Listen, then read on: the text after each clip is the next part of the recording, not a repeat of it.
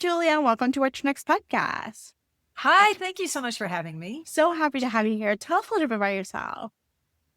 About me, well, I live in Austin, Texas. I have a beagle. I'll always lead with the dog. Yes. The beagle. I've been writing. This is my 29th year in publishing, if you can believe that. I can't. So you can make some attempts at my age, but I'm not going to fill in the blank for you. No, you started writing when you were 10. And so you're like in your 40s, and it's okay. Like, it is okay. You started writing as a child. Somewhere along the line, I was one of the younger ones back when they were having conferences and I was a starting writer or author. I was one of the younger ones, but somehow that has changed. Yeah. And I'm one of the older ones. And like, when did that happen? I didn't see it coming. Yeah. So you probably have seen the transition, the changes in the industry. Did you start with romance or did you start with other genres? No, I started with historical romance, and my first book came out 1998. Oh my gosh. And it was Regency romance. And back then they were really hot. And I was very lucky. I kind of hit the market with the right book at the right time. It was like having a moment. And I loved historical romance and I wrote it for years and years. But I think I wrote, I can't even count how many, over 50 historical romances. But I finally got to a point where it was like, I've explored it every which way from Sunday. So I need to branch out. And so I've been writing more. I've written some rom-coms and I've been writing more women's fiction. And like the one we're going to talk about today is, I guess I'd call it commercial fiction. It's in a category by itself. I'm not sure what it is.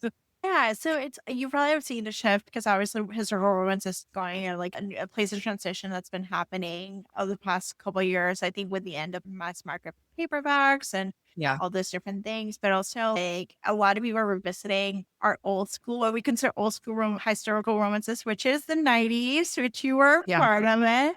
And then, like, I think I've talked to a lot of authors who've been writing this for a long time. They get, as you said, you get tired of the same. You've written that whole story.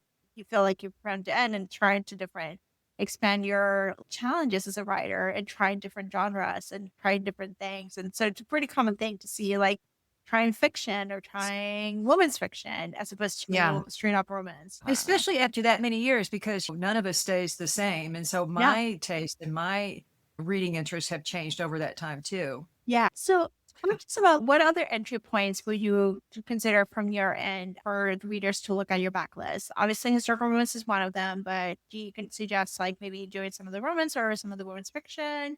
Yeah, I think what's more available right now, because a lot of those romances were mass market. I'm not even sure you can get them anymore. But a lot of the stuff that I've written more recently, I did some rom-coms that were dog-centric, centered in Austin. I read some of them. Lucky dog, it started with a dog, you can still get those. I've written some women's fiction like Nice Work, Nora November, Everything is Probably Fine. Those are the most available, and I think they represent who I am right now, this moment in time. Yes. So we're going to talk about your latest book, which is the best way to dub it up is Golden Girls meets Ocean's 11, Heist, 70-year-olds, in a very different place because one of them is looking at death and looking at this is not we don't have forever. We don't have forever. We have to act now. Yeah. And so and also it takes into account like issues like cryptocurrencies and scammers. I love to see them and like patriarchy. Like scamming, not just scamming you for money, but just like doing the terrible things and having a girl gang to take them down. Yeah. I don't have anything against men. I don't want it to sound like I do, but they are good punching bags. Yeah. So talk to us about the book. Like it's the elevator pitch. I think I share it. The book is, I'm sorry, I know the title is Larceny, but it's Rules for Aging and Larceny. Yes. So talk to us the elevator pitch. I think I share like a little bit the highlights why you should pick it up, but talked about the friend group and what they're working on towards it. Yeah. So it's being pitched as Ocean's 11, Golden Girls meets Ocean's 11. But these four women, to me, it's about women's friendship as well as women behaving badly and aging in general. But they were friends in the 1970s and a man came into their life and did them wrong, and they decided to get even by stealing something from him. they weren't in a life of crime, but they wanted to get their revenge. And so they pulled off this robbery and then discovered they were really good at it. Yeah. So they formed a girls' gang in the 70s and they were very successful. But then yet another man comes along and throws a monkey wrench into their relationship and their dynamic. And I'm going to say the FBI may or may not have been involved at this point.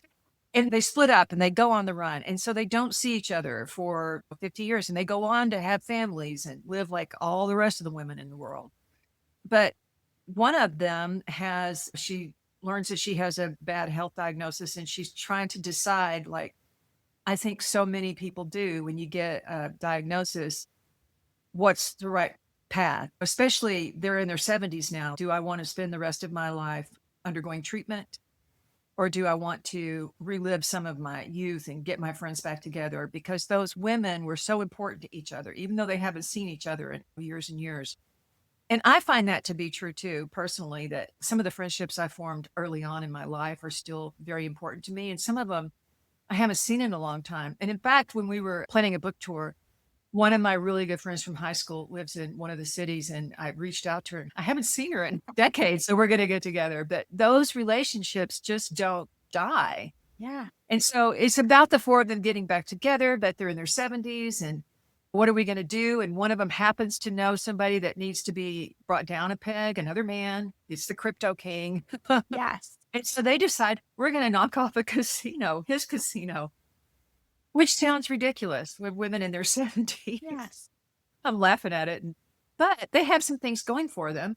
One being that women become invisible to society at large after a certain age. And if you can imagine walking into a casino and walking through the slot machines where there's a line of blue hairs pulling the...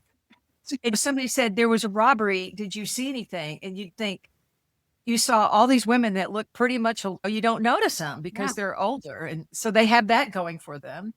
They have to consider things like where the bathroom's going to be. Because when you got to go, you got to go. Yeah. Say. What are we going to wear? You don't want to be, if you get arrested, be in some interrogation room with like an underwire bra. It's not be comfortable clothing. And well, they plan it. And then, of course, your readers will have to read the book to see what happens. But that's it. Can four women in their 70s, do they still have it? Can they still knock off a casino? And they do. They probably do because one, you're invisible. There's plenty of old people attending casinos. I was actually watching a TikTok of a girl looking for her abuela, and she's abuela, because she's been gone for 2 days, and she finds her. And in the spot, she's just having to start her life. Like, this is normal. But the other part is that as we get older, people don't think about us like actually being knowledgeable or specific. Right. They think we're not hip. It's like Gen Z trying to educate us on how to do things that we already did. Like so many times. Gen Z likes to think that they're Christopher Columbus and trying to discover things that have been already discovered. Yes, exactly. And these women know how to use that to their advantage, to play dumb grandma when they need to. But there are some scenes with their actual children where the son is asking, what's your password? She tells him what it is. And it's a very breakable password. And he's, Mom. And she's thinking to herself, that's my password for everything, which is a lot of us are like, just the less they know, the less your children know, the better. Yes. Yes. And I love the fact that they just discover they're good at it. It's one of those things where like you're good at breaking the law. I actually, ironically, my fourth career, I work as an investigator for white collar crime. And I did not come around that job. I started as a temp, and it turns out that I actually was good at it, of going down rabbit holes. It was like, oh, you find a little bit of information in 2 minutes. I can would go on the specific things. And it's like, accidents happen. We were like, hey, they're breaking the law. They found they're really good at it, and I found they were actually good at figure out the information. Yeah. And it was also in the 70s. There were no cell phones. There was no internet. There was paper tickets for airlines. So you could probably forge one of those. And they were young and beautiful. So that helped a lot. But they were like, we're really good at this. We should steal more. Yeah. But they pretended to have a moral code. It was people that deserved it. Yeah. in the way that they decided they deserved it. Yeah. So, readers, this is the rules of aging and larceny. This is a book that you should definitely pick up if you're looking for a good time, like looking for a good escape, and it just gets you thinking. And when I grow up, would I actually build another house with my friends? Like, Yeah. actually have a girl. Do I still have it? Do I still have it? Can I take down a casino? Can I take down the crypto guy who is doing this like fake thing and hurting other people? Can I take them? And I have to say, the prospect of prison for the rest of your life at that age is, yeah, it's not that bad. It's not like you're in your 20s. No, it's like they'll feed me 3 meals and a cot. So yeah, you got that covered. Retirement's covered. I'll read during the day. I'll have some internet time, and then I'll use the gym. Okay, Right. Let's the books you read. I think you read widely. You read a little bit of everything. I think that definitely helps you with your writing, obviously, because it gives you like a worldview. But you have really some really good recommendations that are really diverse. So the first one is Mrs. Bridge by Evan S. Connell. I really want to hear about this book because it's set in the 1930s, which is like about 100 years ago. But your recommendation says everything changes, but things are very similar. Talks about this book. So I did not know about this book. I heard somebody else talk about it. It was written in 1950. Evan S. Connell wrote it in 1959. But it's about a woman in Kansas City, and she gets married and she has kids, and it's all about her relationships with her children. And I didn't realize at the time, I thought it was set in the 50s and maybe early 60s, but then I realized into it that it was set in the 30s. But her children have the same sort of issues and personalities that children do today. And her relationship with her husband is the same kind of thing. She wants to have sex and he doesn't. He's never home and he's been drinking too much, that kind of thing. And her friendships she's like in a circle of socialites, basically. Yeah. And they all have personalities, sort of like the Real Housewives today, personalities. And I was just struck by how relatable this book was, even though it was written in 1959 by a man about a woman in the 30s. I loved it. And then I found out that he wrote Mrs. Bridge, and then he wrote Mr. Bridge, which I didn't read. But then Paul Newman and Joanne Woodward, they made a movie about Mr. and Mrs. Bridge. Oh my gosh. Apparently it was like really popular, but I love reading like back in time like that. And discovering how relatable it still is. Yeah, I think a lot of we were looking at some of the historical fiction from the 1920s, 1930s. It's very similar to what's going on now. Like a lot of things. I think also the movement towards traditional values, traditional wife or specific things is very similar to, it's an idea of what it was, but they didn't have the benzos, the cigarettes. Right. They didn't have the TV dinner. No, they had vodka. They had vodka. You're doing the things without the fun things. We're going to go, I'm like, they have cigarettes and benzos. Smoke a lot in these vodka books. And TV dinners. They didn't like box things. A lot of things that were created. Yeah, it's really funny. But I just thought, and it's a short read too, which is another reason I would recommend it. You could probably read it in a weekend. So it was really good. I'm going to pick it up. This one I'm interested, The Ferryman and His Wife by Frode, Grytten. I have no idea how you say it. It's Norwegian. Frode? Frode. Yeah, he's Norwegian. And it was translated into English. And I really do to read other authors from other countries when it's translated into English. Because the human condition is so universal. We just tend to look at it as from the U.S. perspective. But this book was really good. He's a ferryman, and he ferries people from, because I guess the towns are built around the ferry. So the dentist might be on one side and the grocery store on the other side. But that's what he did. And so it's about his life. And the book is him going on his last ferry ride. And he's leaving the fjord and he's going out to sea. And it was pretty obvious that he's not coming back. He's going to end his life. But at every stop there's some memory he has about his life, about his family, about the people. And I just thought, I was just so touched by all of it and the people that he meets. He reminds me of Fredrik Backman. Have you read him? Anxious People? You know how he always has a cast of characters that are so touching. And this guy did too. I'm so sorry I can't say his name. It's okay. It's very Norwegian. Yeah, I like a lot of the noir, like a lot of because they're much more graphic about like death and like crime noir Yes. and stuff. But I like Frode Backman, so I'm like, oh, this would be a perfect one to look at. Yeah, To he's do. very much he reminds me a lot of him. He's not as funny, but it still is just as touching, I thought. All right, this I've seen it everywhere. I've heard about it, and I just need to hear from you. Dungeon Crawler Coral by Matt Dinniman, which is the video game. It's everywhere, and you're actually talking about the audio version, which is even more immersive. Talk to us about it. Oh I'm my not a gosh. video game person, but I've heard that I have to listen to this. I had never played a video game in my life. I am definitely not the demographic for this Yes. book. That's why I I'll want just to say hear that. from you because we're not a demographic, but we're people who have read it are obsessed with this series. I think it is so good. I love to laugh. It's so funny, but it is, I don't know how to describe it. So the premise is a man has broken up with his girlfriend and he still has her cat.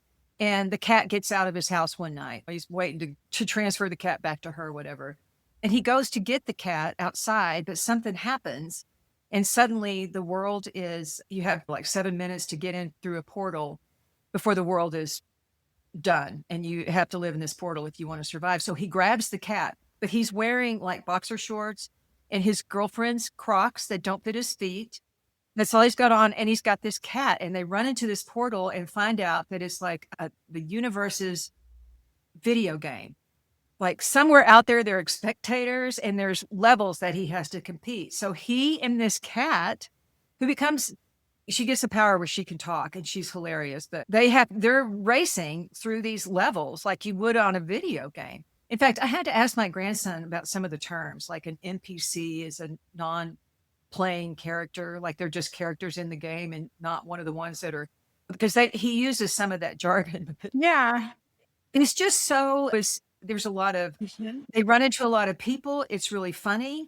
I'm on the third book. I can't believe I'm so into this series, but I have listened to it. And the man who reads it, he does all the voices, is so good. I think he's created this following of his own because he's so good at reading it. It's like watching something. Yeah. I love it. And it is everywhere. I read about Matt Dinniman as the author, and he started writing this in the pandemic. And I think he was self-publishing. Yeah. And took off, and now he's like this phenomenon. Yeah. That's how good it is. If you don't read a lot of, what would you call that, sci-fi? Yeah. I don't even know what it is. I think it's actually there's RPG, which is there's role player. That's the one. Yeah. RPG. There is a whole market. Like I've noticed it's popular. I've not experienced. Maybe this is a good entry level to this world of niche books are now thriving. Yeah. My grandson was like, I was like, what is an RPG or an NPC? And he's explained it. And then he looks at me and he's, why are you asking me that? He's, are you going to get on a video game or something? Yeah, don't worry. I still have never held a controller or anything. So I have a great appreciation for how video games are played now because of how the stakes are, and the stakes just get higher and higher. Yeah. And like 20 levels and nobody's ever made it to the 21st level. They all die before they get there. But in my book, they're on level 8 or 9 now. So they're making it. Oh gosh. This is so I need to read this. I've talked to a couple authors have been video game storytellers. They do the storyboard and done video game like the area and stuff. It's like it does transition over to book writing.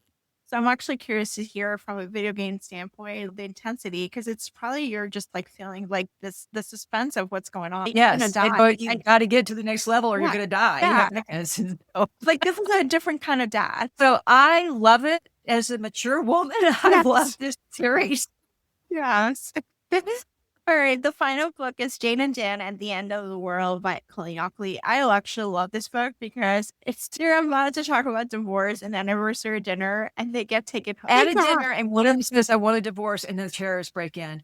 But what I thought was so fun about this book is that the terrorists come in and they get separated, and they're trying to escape, but they still have the same problems in their marriage that they did going in. And so it's like, she's trying to mouth something to him across the crowded room, and he's, what? She's talking like they still have all these miracle problems, and she just wants to kill him because he's not understanding her. It's not understanding. You don't get it. And I thought it was a great book. I really like Colleen's writing. I like her other Yeah. books too. So I love these recommendations. I'm definitely going to bump up Matt Dinniman's book for sure. I'm going to just get a credit and listen on Audible and do the audio experience for sure. So yeah, Dre. I think I've seen it. I've seen it plenty of places. So I think I'm going to bump it up and like just immerse it. Julia, tell us where we can find you online. Oh, I'm usually on Instagram personally. Julia F. London at Instagram. There's an F in there. I guess there was another Julia London. And I also have a Facebook page. It's just Julia London. Yeah. And I have a julialondon.com, but I'm not on Twitter. Yeah. I'm not on TikTok. When TikTok was a big thing, I thought I'll try it, but I could not think of anything to film. I'm just not made for that. It is okay. Like there's the whole Penta virus, and people are like, "We gotta start playing our dances." Yeah, we gotta start playing our little dances, and so we're doing the pandemics. But it's okay. I think Instagram seems to be like a more stable space, at least for me. I didn't get into TikTok too. I tried. It's too fast. It's too much. It's too much. And the authors that really took off over there were either word of mouth or they were able to produce a lot of content videos, because that's the guidance they used to give you. This was several years ago, 4 or 5 posts a day. And I'm like, 4 or 5 posts a day? I don't even do 4 or 5 things a day. Yeah. It's like you gotta pump content. You gotta pump it in a way that feels exciting and interesting, and it has a hook and it has all these different things. And a lot of it's lack of word of mouth. That's really what you want, is you find the readers and the readers talk about it, and then you get the other reader and they get the other reader. You know? Yes. I do love in long form content as a podcast where it was like, let's talk about the books. Yeah. Word of mouth. So Julia, thank you so much for being on the show. You are so welcome. Thank you so much for inviting me. Thanks for listening to the What to Read Next. For more book lists, cozy reads, and library tips, visit the whattoreadnextblog.com. Your next great read might be waiting there.